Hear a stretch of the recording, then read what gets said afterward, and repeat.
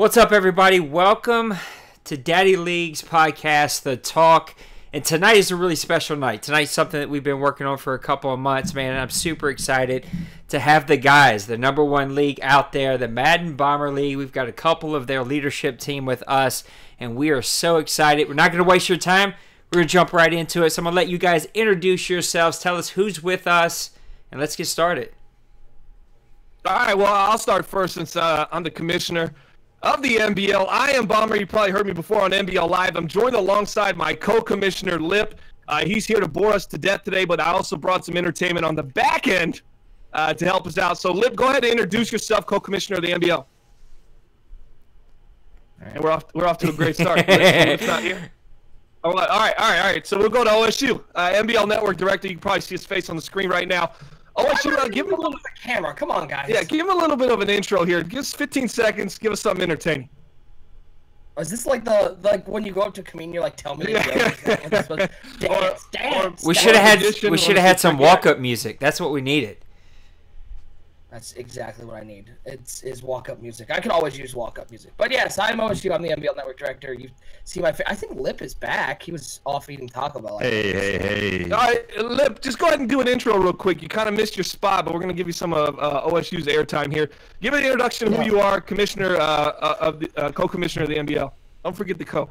Yes. So I'm Lip. I'm the co-commissioner of the MBL Madden Bomber League. Just running MBL and doing all the other things that Bomber pushes off onto me, and just that's basically it. Dance. All right, and then we got OSU. We already got it. So yeah, that's the introduction. That's who we are. OSU, the network director. I'm the commissioner of the MBL. Lip's the co-commissioner. You've seen us all probably on the streams if you watch MBL Live, twitch.tv/MBL Network. You can check us out on there. And, basically we're here to talk a little bit MBL, a little Madden 18, Madden 19, talk about the community, what we have going on, and some upcoming events we have as well in the MBL. All right, man. Well, let's just jump right into it. Look, I got your website up, but tell people where they can find you. Tell people where they can go and check you out, and we'll do it again at the end. All right, you can find the MBL. You can go to 365.maddenbomberleague.com. That'll take you to our 365 fan site, which just got a completely new facelift, and one that maybe the Kardashians would maybe aspire to be at one point, because it was that much of a good job done by the website team over there. 365.maddenbomberleague.com, which I think that's the website you're on right now. Absolutely. You can find us on Twitter at Bomber League. You can find the network on Twitter at MBL Network, which is going to be important moving forward if you're interested in joining that EA Access tournament that we have coming up, the 64-player tournament, as we're going to be announcing 10 new people that are actually going to be into the tournament starting tomorrow. So we have a ton of information where to find us. Did I miss anything, OSU? I don't think so. I think that's pretty much Twitch 365, all that good jazz. Go to 365 if you want to apply for the MBL or apply for the EA Access tournament. Completely free to join, which is the best part, and we give out a ton of stuff. But yeah, I think that's all we got. Hey, the fun part about it on 365, on this handy dandy new beautiful website, is you can find all of our links on the 365.maddenbomberleague.com. Yep, everything that you need is right there at 365maddenbomberleague.com. So, Bomber, let's go ahead and get there. Like, how did you guys get where you are today? Like, tell us the quick story of Madden Bomber League. How did your two friends here get involved with you? Tell us how we got where we are today. Okay, so what I'll do is I'll kind of lay it out for them to play it out. I'll get us down to probably season 4 or 5 where Lip came in. He can talk about his experience, and then we'll pass it on to when OSU came in, and he can talk about his. Basically, it was Xbox One just came out. I think it was November 2013. Got the Xbox, first started playing Madden. That was actually the first Madden I ever played. It was Madden 25. And it got to January. I played in a couple leagues, and there was just a couple things that I just really wanted to implement into something because I couldn't find it anywhere. I wanted not only the immersion experience, but I'm really big on just keeping the core team, having your team not really just be decimated by trades or things like that. I wanted to keep everything together, and I wanted something that went throughout the entire year and didn't stop, because I kind of wanted to reward those people that are building that team and are in that rebuild, as we hear it now frequently in the NBA, trust the process. And maybe the Browns fans might feel the same way. They're probably hinting onto that lingo as well. But, so trust the process is kind of like a mentality that I had before it was even trust the process. So I just wanted to go year to year. And I started something, and I said, you know what? if we can just create something in which we last that long and don't stop, because I remember at that time leagues were stopping what was it, January? Some would stop, and then at the Super Bowl, definitely leagues were pretty much done. So I was like, well, you just drafted a guy 2 seasons ago. You finally got your rebuild going, and now you're either starting over or the league's done for the cycle. I wanted something that lasted a little bit longer and essentially kind of fulfilled and scratched that full immersion August to August kind of league. And I didn't have anything planned of what we had now. It was literally with that foundation in mind, and it just slowly, conservatively grew into what you see today. It was all just a natural progression. It really wasn't us going, how can we let's do this. It really was like, all right, we're doing this. What do you guys think about this? Yeah, let's do it. I'm on board. So it was very slow. We built the foundation, and we let the foundation, become strong. And we became cohesive in a unit. And then the next thing you know, season 5 comes along. I find my co-commish, Lip, and things just started changing. Lip got on board, and he just started taking so many things off my plate. I was able to just start getting creative and think, what can we add here? What can we add there? And Lip's like, yeah, I like this idea. What about this? And he's just tweaking some of the ideas that I have. And that's what we have. So, Lip, go ahead and talk about how it started with you when you came in season 5. So whenever I came in season 5, Hey, hold on, Lip. You got to come in on. These pauses are too long. Well, my mic was muted. All right, let's go. We'll correct that as we go. We apologize for that. So I came in season 5, and I started at the bottom of the admin, pool there. My first job in MBL, basically, the first thing that I did was just direct message every single person in the league updates about the league. And then from there, people moved on, and I moved up to the co-commissioner spot. And like Bomber said, started working together to create a better experience. And just my main thing, my biggest contribution throughout this time was just the management of complaints as they would come in. The way the game played, people would have complaints about other people, and just trying to manage that and find that core group of guys that we have now. It's up around 25 to 30 guys that have been here for a long time, and just getting the core group of guys in. And that was really the mindset for a long time. And then we started to build the network, and that's the kind of product that, we started out, it was small. It was not what you guys see today. And once we were able to have those consistent members, that core group of guys, we could put it all together and start to, create MBL lives several times a week, and just continue to grow from there and keep pushing each and every cycle to get better. And before we throw it to OSU, I want to interject the point about that and maybe bring up a pretty cool story. Yeah, OSU gonna have to wait a little bit.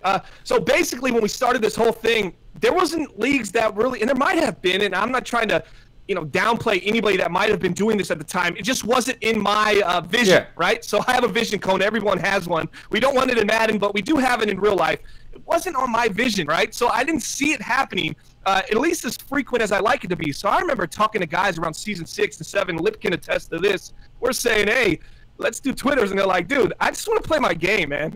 Yeah. So I don't have to do all these other things. And I'm like, hey, I'm telling them, Nate, I'm like, trust me, man, this can get fun. We can be immersed in this, and it can be a different experience that goes a little deeper, because to be honest, this Madden franchise mode is not deep. I came from 2K before I ever played Madden, and I used to play with me and my buddy, and we would play, he'd come over to the house and we'd play, and it'd just be a crazy experience because there's so many levels to it, and Madden's slowly trying to catch up to that. And I'm thinking, I want more, because I love the game of football. It's so deep as a sport. I wanted everything to be deeper and everything to be more immersed. And at one point, people were saying, dude, I don't want to do this. I'm out. And now I hope people can see in their vision cone, maybe they have MBL, and they can go, hey, look at that league. Look what they're doing. Hey, look what this league is doing. Hey, look what the Dynasty is doing. See, there's rewards to this. There's value to this. Look how it's being implemented. Here, we can put our own little twist on it. So those are some positive things. Now, OSU came along. What season was it? Do you even remember? 17. MBL season 30. No, MBL Live broadcast number 30 was his first broadcast on the network. And and what Madden was it, 17? Yeah, that was tail end of Madden 17. No, it was Madden 16. 16, yeah. Tail end of 16, so it's been about nearly 2 years, and he's already done nearly 200 broadcasts for us. So, so give us your story. You came in and how it all got set up for you, because you really pushed the envelope here on the network and took some of that off my hands, and I just kind of have my hands in multiple pots, but I'm just kind of overseeing, helping with creative and doing stuff like that. But I really believe in just empowering the guys I have in place. And OSU, go ahead and tell your story. Yeah, OSU.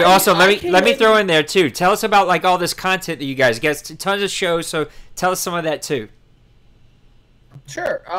I came in. The short story of how I came in was, I was not a big Madden player. I actually only played Madden sort of casually. The last Madden I played before Madden 16 was, I think, Madden 12. But I had gotten an Xbox. I was at college and I was looking for a league to join, and happened to find MBL, looking through literally just Google searching, and I think I found it on League Crawler actually. I joined in the grid. I worked my way up through the grid. Ended up getting into the MBL, and once I got to the MBL, I had seen MBL live broadcast. They were at the time doing maybe four broadcasts a year. A Super Bowl, if somebody happened to be streaming, they'd do a Super Bowl. And I knew I wanted to be a part of it because I had done radio in college. I had interned at radio stations. I liked podcasting, all that stuff. So I ended up just sort of being like, hey, can I hop on a broadcast? My first broadcast was MBL Live broadcast number 30. I did color with lip. And then the second broadcast I ever did was, I believe it was broadcast number 34, which was with MBL Hall of Famer Project Fat. And that was the first time I ever did play-by-play because Fat refused to do play-by-play. He said, I won't do it. The new guy can do it. And we sort of took off from there. I ended up getting to network director just sort of through, I just wanted to see more from the network. And I worked with a lot of people who were in the network at trying to get more MBL Live episodes going. And I think the second season 19 was the first one we really did more than 4 or 5 games. I think we ended up doing 12 that year, and since then we've consistently been streaming what we're looking at throughout the playoffs and the regular season, 16 to 18 games a year. And all the other stuff just sort of comes from, you get people who are excited about it. MBL Live is sort of my pet project. I love doing live broadcasting and live play-by-play. But just over the years we've had lots of shows, lots of people get interested in doing shows, and we've had a lot stick around. Commissioner Corner, of course, one of our longest running podcasts, is fantastic. We started doing a live video debate show, I think it was 2 or 3 seasons ago, and Highly Debatable. It just all comes from, we have a group of people in the network who love content and want to put out content and want to put out stuff that's more outward facing. And we sort of give people the ability to do that. And we require from everybody some level of dedication, but if you're willing to put in the time, we let you do it. And that's sort of where the network has sort of grown to, is just sort of doing our thing for now. Since I was network director starting in, I think it was season 20, so we're 12 seasons in. Just sort of rolling and doing what we're doing, and trying to put out as good of a product each and every week, and continuing to improve and never get. And one thing before you interject here, Nate, I just want to say a season usually in the NBL is 35 to 45 days, and a cycle. If he ever mentions the term cycle, we're talking obviously an entire Madden cycle, being that Madden, either Madden 17, Madden 18. So yeah, when he says, at season 20, we're in season 32 now. Each season's probably 35 to 45 days long. How many seasons are you guys getting in per cycle? Usually 7 to 9. It just depends. Yeah. Every botched, release that hurts every league, right? Because usually the first season. Here's how it usually works, and I'm going to be honest with you, Nate. We're a content league, so I don't like us moving too fast because I like to bring storylines out there. I like for those championships and those winning streaks to really matter and mean something. That's our opinion. Not saying anything else is bad, just saying that's how we like to do it. So that first season, you guys probably run through the season. Our first season was 17 days this year, and I hated it because we're moving too fast, guys. I got to slow down a little bit so we can put out some content and kind of shape the season, and it's not essentially forgotten as we roll into the next one. Because we're all about like just quality over quantity. Yeah. Excuse me. So that's just the mindset that it is. Well, how was Madden 18 for Madden Bomber League? Like you mentioned it a little bit. Every botched Madden brings its own very unique challenges that we have to figure out. But overall, what was it like for Madden 18 and the Madden Bomber League? And I know that I've seen it several times, right? You guys have very little turnover. You have a full whole development league, so things have been pretty successful. But how was the game for you guys? Okay, are you asking a question in terms of how was Madden 18 for MBL, or how was Madden 18 the game in our opinion? What is it? I'm just trying to You get know, some I think clarification. it's a little bit of both, right? Like, how was it as a league dealing with this game to run your league, and then what were your feelings on it? Did you like it? Did you hate it? Were you a little indifferent? Just kind of what were your overall feelings, both as a league? How did it flow and how did it work? And then just as your own opinion of the game itself. Okay. So first of all, Madden 18 was probably our best year. I like to think that every year is going to be our best year, and I truly, genuinely mean. I just think we accomplished and broke through so many barriers. We actually had games being hosted on the EA Madden NFL Twitch channel. I mean, those are huge breakthroughs for franchise leagues. I couldn't. I don't know. I mean, like I said, Madden 25 is when I started. I've been told that hasn't happened before. So these are some big barriers. So Madden 18 was a huge success for us. Now, in the game and dealing with stuff, I have to preface it like this. If you've read our rules, and somebody called it the dead, what is it, OSU?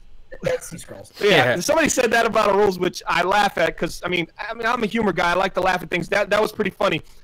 But we have a lot of rules, man. You can't run the same play twice on offense. So a lot of these exploits that kind of break the game or make the game feel not as fun, we kind of supersede those because we just kind of circumvent those issues. And I talk to other leagues and I go, man, that sucks. You know, like, oh, that's just not we just don't see it as often because of the way we play. But do we see bugs and quirks in the game? Absolutely. I mean, we just saw one on MBL Live. A guy picked up a fumble. He hit somebody, and he was clearly like half his body's out of bounds. Didn't call him out of bounds, and he raised up from the dead, picked it up. And what did we do at the end, OSU? We played that clip, and we laughed at it because we said, look at this guy. It's like the Undertaker's Paul Bearer. You're a wrestling guy. You're going to get this, Nate. Paul Bearer put out his urn, and the guy just lifted up from the ground and just grabbed the ball without even making eye contact with it while it was on the ground, and then he took off to the races and ended up scoring. So obviously there's some issues in the game, and I don't think there's ever going to be a football game because football is just so, sport is just so deep. Like I didn't find football till later in my adulthood. I was a basketball guy. It just seemed like there's always going to be issues. But overall, I thought Madden 18 was great for us. Now the game, playing it different, it all depends on how you play it. You might have a completely different experience, maybe even a 180, and I can respect both sides of that. Guys, you got anything you want to add? What did you think about Madden 18? I know that things went super great for you guys, but what did you think about the game?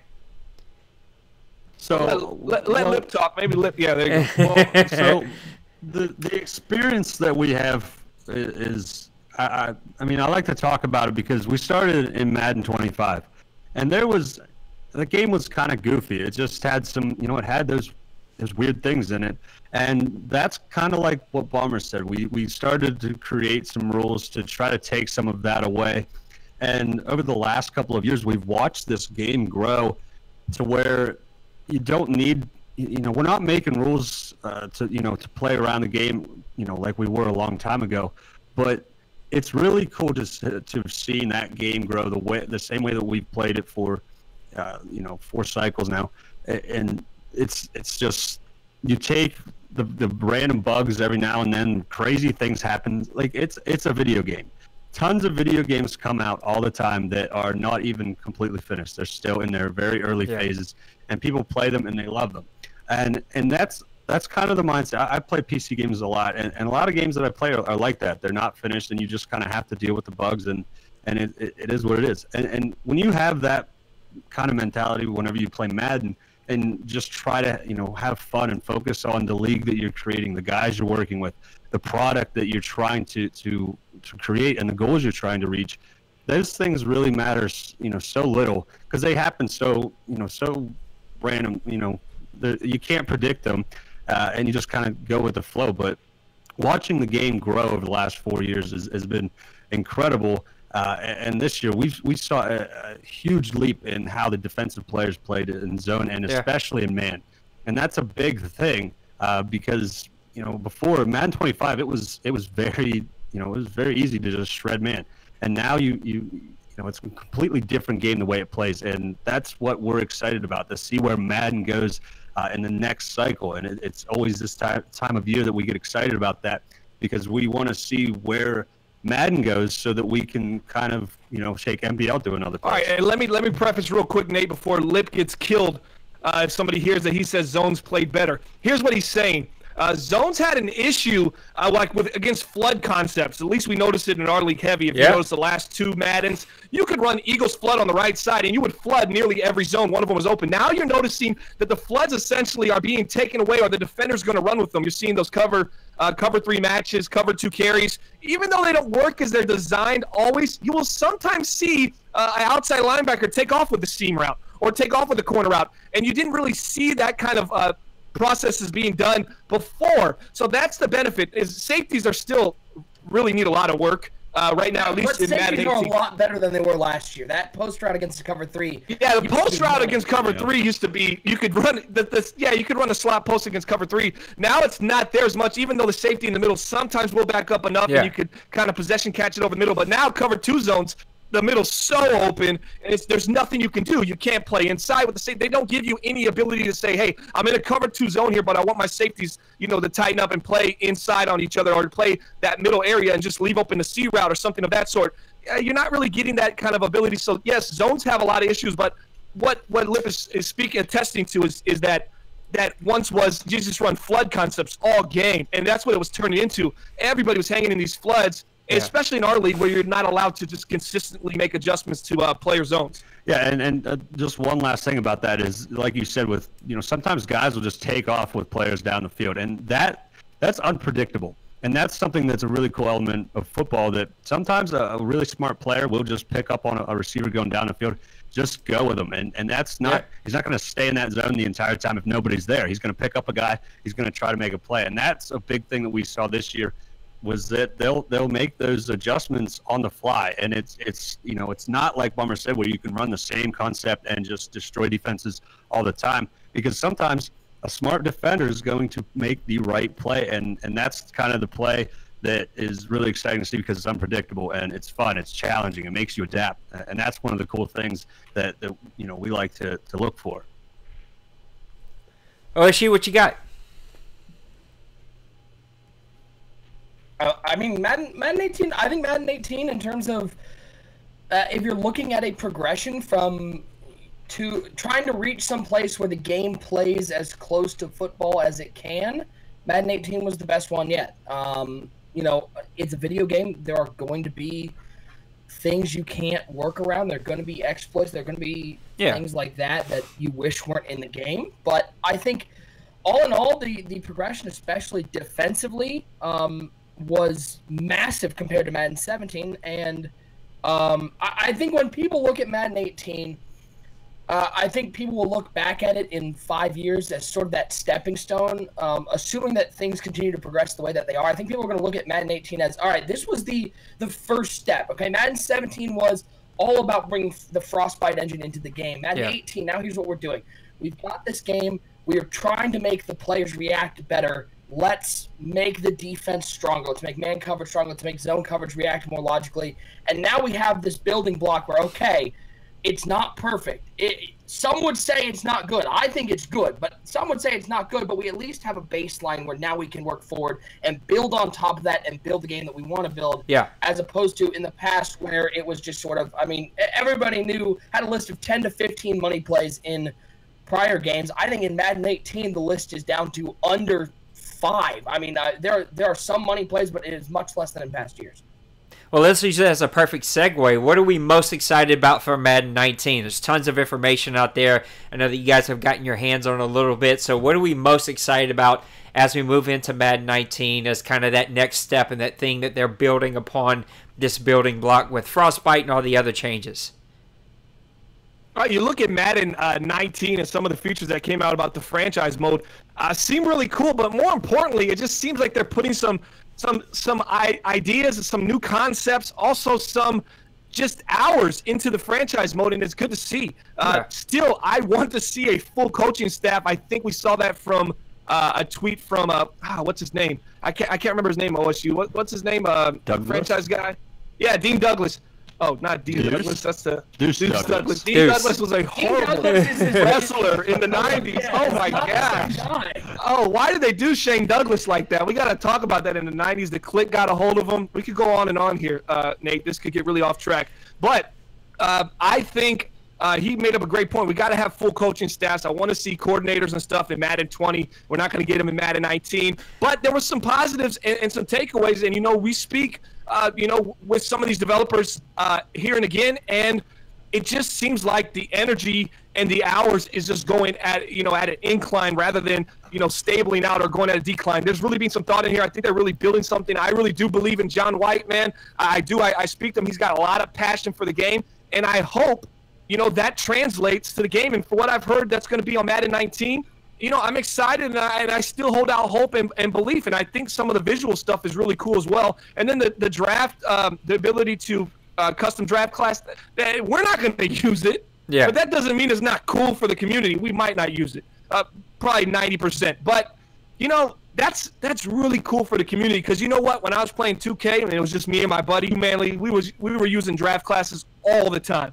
So that's a very cool thing, especially in football, man, being able to either relive some great draft classes that way or bring out the, some rookies and some custom edited stuff. I mean, there's so many different ways you can go with that, and creative content on YouTube, those that create content, because it just really opens a door. Well, look, before we move on, because I want to get some more thoughts, but since I got you here, let's go back to what you just said. I've heard this several times about full coaching staffs. What is the thought there? What do you feel like that would add if we ever get that as an addition to the franchise? Well, it depends. See, my mindset is if it's not going to be tied to the game, like, for example, captains are going to be in the game this year, right? Right. And that's something that isn't necessarily tied to anything right now, but we want it, right? Like, visually, I want that. So that's cool because I want to make my captains. Hey, this guy got hurt. I'm done with this guy. Ain't a captain on my team anymore. Give me this fullback. He's been a diehard. I drafted him in the 5th round. I love this guy. Remember that cut block he made on this guy? Whatever it may be. That's cool. So if coaching is kind of the same way, if we can just get it in the game Madden 20, even if it's not fully connected in it and it has some bugs, don't put it out broken. But just at least give us the visual of it, right? And allow us to do that. But the connections you can have as far as schemes, since schemes was a big deal this Madden 19, we're starting to integrate that into everything. I mean, coordinators just open up schemes that much more and gives you to bring people into those specific schemes. And it also could help with development of players. Each coordinator could have a special, ability that they have that allows people in certain position groups to thrive in, right? I mean, we could go on and on. This is a rabbit hole deep. But we used to have it, right? I want it in. That's what I've been told. As I said, I didn't start playing Madden until Madden 25. But coordinators was in. I thought it was in 25. No? Lip knows. No. So back in NCAA 14, you could start as a coordinator and then work your way up to head coach. Like you could start at Virginia Tech and be a coordinator and then go and be the head coach of Alabama. It might have been 10. It might have been 11, 12. It may have been somewhere in there. But you used to be able to hire full staffs, including training staffs. And how integrated was that into the actual, It wasn't super integrated, but it definitely had its perks, right? Like you said, certain coaches gave you certain boost around either drafts or scouting or around the training of your players, and where you kind of got that extra XP boost, which was a really cool feature. And then again, right, they removed it for whatever reason. So it definitely has a lot of potential. So. Back to both of your guys, Lip and OSU, what are you excited about when we think about Madden 19 and what's coming and those building blocks? I'm really excited to see progression because that has completely changed. And for franchise, that's a huge part because how you develop your players is how good your team's going to be at some point. It's going to play a large role in it. And now that they've gone to this new system where you get the skill points and you place them onto your player depending on the scheme they are, what kind of player they are. It's really I think it's going to make team building much more of a challenge. Where before it was just you picked an activity and everybody got XP and you put it into whatever you wanted. Now it's more of a dice roll, and I think it's going to put a lot of strategy into it because you're not just going to be able to pump into the same old tired attributes that we've seen that lead to, some crazy things. And I think that might have a good impact down the road that may make players play more realistic, if they're not unbalanced. The game doesn't recognize players with certain body types with certain attributes. It just may have a positive impact on, but really in how players are developed is going to change massively. Yeah. And I'm really excited to see how the community receives that. I'm really excited to see how, in our league, how our guys build teams with that, because I think it's going to be, it's totally different, and it's going to be really cool to watch how player development goes. Yeah, it's so different that it could be really, really, really good. And it could also, I'm just interested to get it in people's hands, right? Let's see what people do with it. Oh, shoot, I didn't mean to cut you off. Yeah. What you got? No, you're good. I mean, again, I think I'll go on the other side of the spectrum because I think the biggest fallacy within the CFM community is the idea that gameplay is not CFM. At the end of the day, I agree. all these CFM improvements are great, but at the end of the day, we play Madden because we want to play Madden. Yeah. And the CFM stuff is awesome, and I love it, but 80% of it, if the game is broken, if the actual game doesn't play well, then nobody's going to play CFM. CFM doesn't keep people interested, just the actual CFM thing. So I'm going to go on the gameplay side. I think the real player motion is a huge step in terms of full immersion, in terms of getting it as close to a real game as possible, because everybody knows for the last couple of Maddens, the biggest thing that you could do with running backs, with wide receivers, with whoever, is make 90-degree turns at full speed while holding the sprint button, and it doesn't matter. They're not going to slow down, and it's absolutely unreal. And they've put in this real player motion where now players react like they're supposed to react. It's a lot of, if you played the beta, if you were able to see some of this stuff, you've been able to see things like wide receivers making cuts. They actually stutter at the cuts. They actually have to slow down to make these straight cuts. Running backs, when they're running to the outside, want to cut back inside. If they're not using that one cut mechanic, they're having to slow down and cut inside. I think that's a huge step forward for the Madden franchise to get it to where we're actually playing with real sort of that real player motion. And the other thing I'm most excited about is, which we got to see at EA Play, was wide receivers reacting like wide receivers are supposed to react.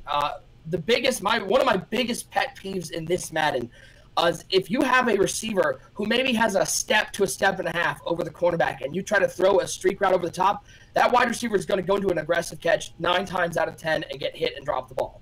Okay. Now in Madden 19, what we're seeing is wide receivers actually reaching out, and you're able to drop the ball in the bucket, and you get control right when the ball hits their hands, as opposed to a lot of those things where you catch the ball in 18 and he would sort of walk out of bounds, or he would sort of fall down with that possession catch. Now you get more control with these wide receivers. You're able to make tighter throws, and I'm excited for that because I think in the last 2 years, streak routes have sort of become obsolete unless they're in press coverage and get absolutely beat over the top. Yeah. Now we're going to get into 1 to 2 steps is the difference, and if you've got a wide receiver that makes a nice move, you're able to throw the right ball. I am Just so. to hit Go one ahead. thing with OSU. The gameplay is absolutely right. Every year we have a little bit of a break between cycles. It's like a week or two before we get into the EA Access tournament now. But I go back. I still have from Madden 25 to now on my Xbox, and I go back and I look at these games just for an hour or so and see how these games looked. And he's absolutely right that the gameplay, whenever the gameplay improves, how it actually plays, how it looks, is so big for franchise mode because you want to play the most realistic game. And if you go back, and even if you don't actually play them, if you just look them up on YouTube and watch how these games looked and played, even after just a week or so of playing the newest Madden, you look back at the old ones and you ask yourself how you played those because they just look so different. So, the quality has improved so much. So I think that's a big thing. And whenever they give attention to it, a lot of people overlook at that. But if you go back and look at some previous Maddens and stuff, I think you'd be thankful for how great the visual quality of it has improved. Yeah, I think it's too easy to get caught up. I know you guys don't do it, and I tried extremely to avoid it and stay away from it. But I don't do the lighting of torches and grabbing of pitchforks that it seems to be the popular thing to do on Twitter. And I think the game overall is going in the right direction, and the player movement is the single most thing that I'm super excited about, because I do agree with you, OSU, that gameplay itself at the end of the day is why we are all here, is because we enjoy the game and we make the most of it with all these additions like you guys do. But that player movement is going to be spectacular. So talk about the EA Access Tournament. What are you guys doing? How can people apply? What's this all about? All right, I'll give a little breakdown. I'll pass it to OSU since this is an MBL network thing. Yeah, it's a 64-player tournament. Essentially, what are we at now, applications-wise? 150, 160? Well, I think we topped 160 yesterday. Okay, so we're at about 160, 165 probably, I'd assume. I've kind of been keeping track of it loosely. OSU's got the hard number over there. Basically, what you can do is go to the website. I think you're on it right now. You go to 365.maddenbomberleague.com, hit that EA Access Tournament tab. It's a 64-player tournament. It's basically absolutely free, OSU, right? I mean, it's free, right? 100%. 100%. $0, 0 pesos, 0 dineros. Nobody is making any money off of this. Absolutely free. It's going to be $1,000 in prizes. We already have probably more. I think we'll end up getting prizes once our major donors come in. Yeah. Probably be close to the $1,500, $2,000. I'm kind of jumping out on a limb there, but that's what I believe. Also, we're doing some great things for charity, Operation Homefront. I encourage all you guys to check them out, operationhomefront.org. Find out for yourself. And right now, Operation Homefront really just helps veterans and veteran families that are in times of need and crisis, man. Being a veteran myself, this is really near and dear to my heart. I don't want to go into an entire spiel and tell you all this stuff. Just go check it out yourself. You can find it on the EA Access Tournament page. Read the rules. There are no rules as far as gameplay, only scheduling and stuff like that, what teams you can select. Settings-wise, it's mentioned on there. We also do have a new EA Access Tournament T-shirt. It's $28. It does not include shipping. And if you can't afford one, you don't want one, no problem. It's not going to impact whether you get into the tournament or not. It's $28. It's from our good friends that Came From Nothing Clothing. They're actually going to be sponsoring all the MBL merchandise moving forward. And they're just a great up-and-coming company as well. And 50% of that sale cost, so that $28, $14 of every T-shirt purchased is going to Operation Homefront. So there's an opportunity for you to say, hey, I want to donate, but man, I sure would like to get a T-shirt in return. Well, there's your opportunity right there to help donate to that. And all these donations are going to be tracked. We're still waiting to put ink to paper right now as far as with Operation Homefront. OSU is handling in front of all that, and we've been in contact with them, and we have more information coming as it is. But what did I miss, OSU? I'm sure I'm missing something. Yeah, the big thing is on day one of the tournament, we're going to be doing a 12-hour stream, noon to midnight. We'll be streaming as many of the first-round games as possible. We did this last year. It's a lot of fun. A lot of people tune in. Again, the entire 4 days, August 2nd to the 5th is what we're running it. Every proceed we get goes to Operation Homefront. We've already got over $1,300 pledged right now. We've got some stretch goals that'll be coming out in the next week. We're sending out our first acceptances tomorrow. We got some emails going out tomorrow. If you don't get one tomorrow, don't panic. We're only sending out a couple tomorrow. We'll be accepting throughout July. But a 12-hour stream on day one. We'll be streaming all rounds of the tournament on the MBL Network, twitch.tv/MBL Network. It's going to be fantastic. It's a lot of fun. We're going to be doing some fun stuff on the stream, bringing on some interviews. We'll have some stretch goals that are going to be absolutely bonkers. I'm working on those right now.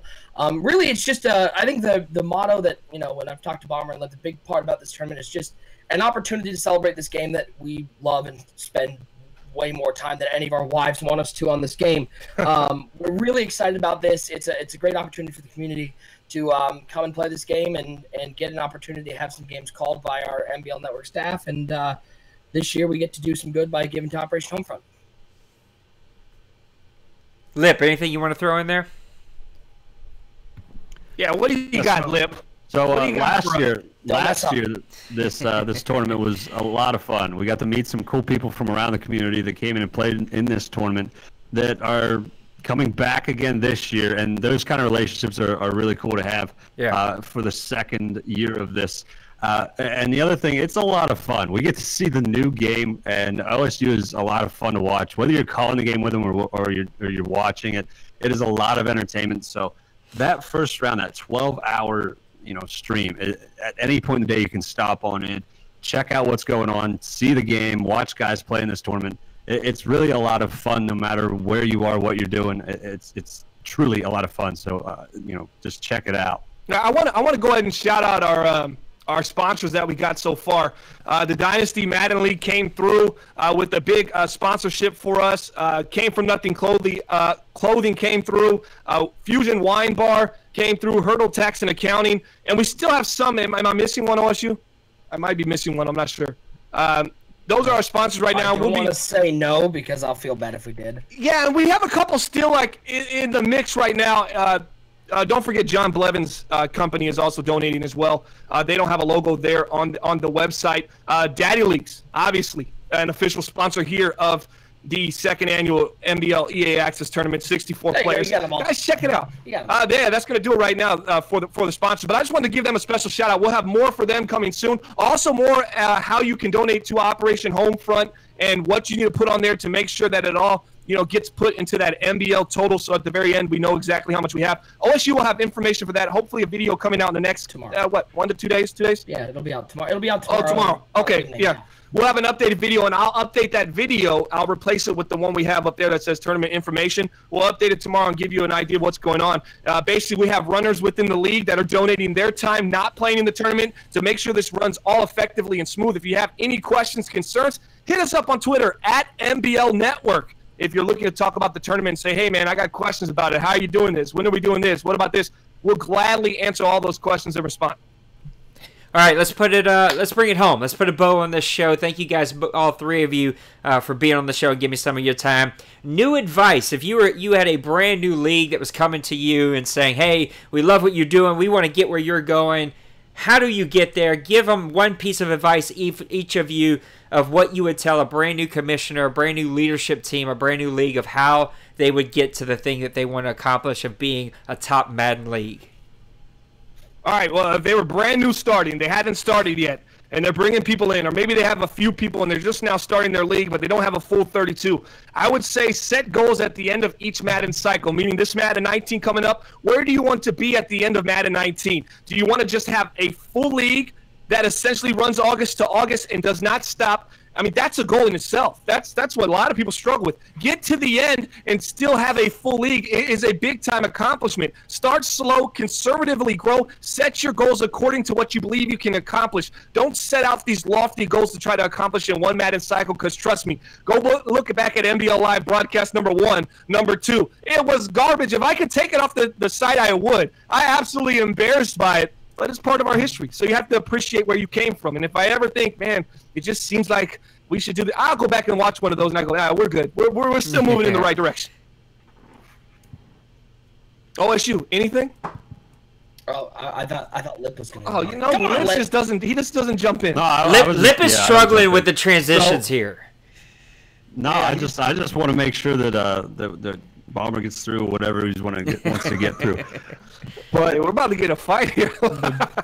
The biggest thing is to not do not try to do too much. Start small, like Bomber said. Try to put together a core group of guys that you believe in and that you trust, and grow from there. Do not try to start out with so many shows, so many different things that you don't have control over, and you just have so much going on that you don't know what's going on. The other thing is, don't go away from your goals and what you believe in. Don't let people come into your league and try to bully you and take it in a direction that you don't believe in, because if you let people overrun your league and try to take it in a direction that you don't believe in, you're no longer going to be having fun. And that is the biggest thing that you have to do whenever you're doing this. You have to enjoy the people that are around you in this league, and you have to all have common goals and want to be able to get to a certain place together.